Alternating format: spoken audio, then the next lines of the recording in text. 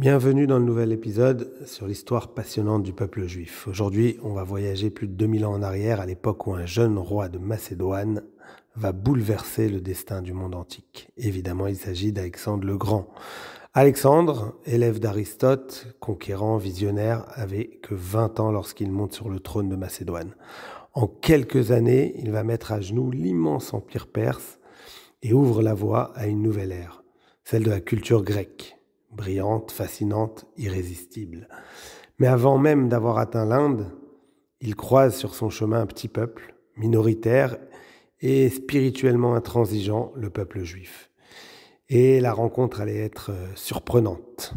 Après avoir pris Damas, puis Gaza, Alexandre se dirige vers Jérusalem.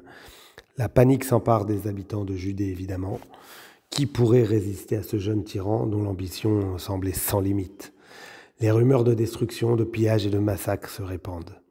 C'est alors que Shimon HaTzadik, le grand prêtre, Kohen Gadol, prend une décision inattendue. Il revêt ses habits de prêtre, entouré d'autres prêtres, il sort à la rencontre d'Alexandre. La scène est restée célèbre. Quand le jeune conquérant aperçoit le grand prêtre, sa colère se calme immédiatement et contre toute attente, à l'étonnement de tous ces généraux, Alexandre descend de son cheval et se prosterne devant Shimon HaTzadik. Pourquoi un roi, maître du monde quasiment, s'incline-t-il devant un prêtre juif ? Alexandre explique, avant chaque bataille, il avait vu en songe le visage de cet homme saint, l'encourageant et lui promettant la victoire. Accompagné par le grand prêtre, Alexandre entre dans la ville sainte, puis dans le temple. Il est impressionné par ce qu'il voit, par la grandeur du culte, par l'atmosphère unique qui s'en dégage. Il promet alors de laisser les Juifs vivre en paix, selon leur loi. Il propose qu'une statue lui soit gravée dans le temple, mais évidemment, Shimon HaTzadik refuse. La Torah interdit toute représentation sculptée. Mais pour ne pas froisser Alexandre, il propose un compromis. Tous les garçons juifs nés cette année-là porteront son prénom, Alexandre. Le jeune roi flatté accepte avec enthousiasme. C'est ainsi qu'Alexandre devient l'un des rares souverains étrangers à voir son nom honoré par le peuple juif. Mais tout n'est pas réglé. Les Samaritains, ennemis traditionnels des Juifs, voient dans la venue d'Alexandre une occasion rêvée. Ils tentent de l'influencer, de l'inciter à agir contre Jérusalem. Alexandre ordonne alors un grand débat public entre Juifs et Samaritains.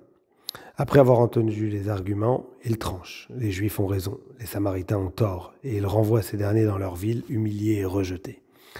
Tant qu'Alexandre vécut, les Juifs jouirent de son respect. Mais l'histoire ne s'arrête pas là. Car si Alexandre n'impose pas sa religion, il diffusa partout sa culture. Une culture brillante, séduisante, qui mettait en avant la philosophie, la science, la beauté du corps et l'intelligence humaine. Peu à peu, le grec devint la langue de l'élite. Le mode de vie grec séduit les peuples conquis. Face à ce raz-de-marée culturel, le judaïsme se trouva dans une position délicate. D'un côté, un attachement inébranlable à la Torah, évidemment. De l'autre, l'attrait presque irrésistible de l'hellénisme.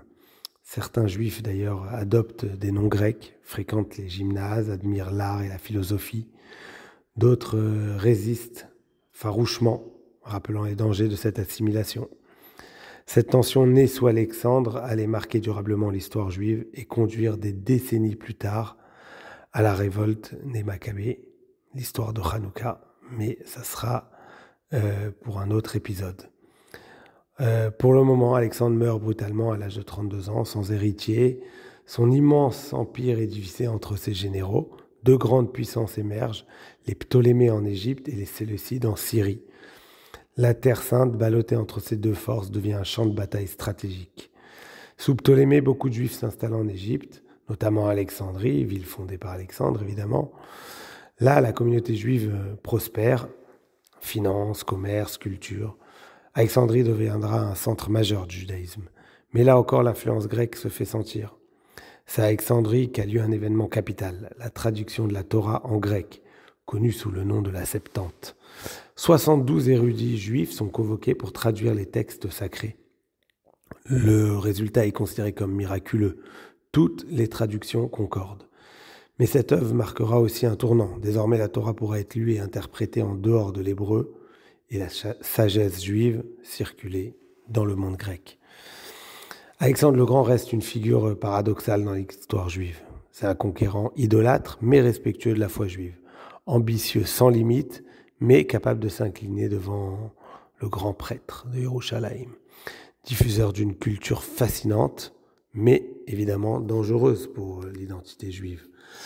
La rencontre entre Alexandre et Shimon HaTzadik symbolise à la fois le respect que le monde a pu porter au judaïsme et les défis constants posés par les civilisations environnantes.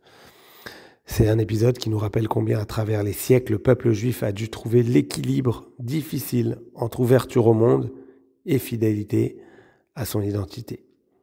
Merci d'avoir suivi cet épisode et le prochain sera sûrement sur l'histoire de Hanouka, la suite de l'histoire d'Alexandre et de son arrivée en Terre Sainte. Merci à tous.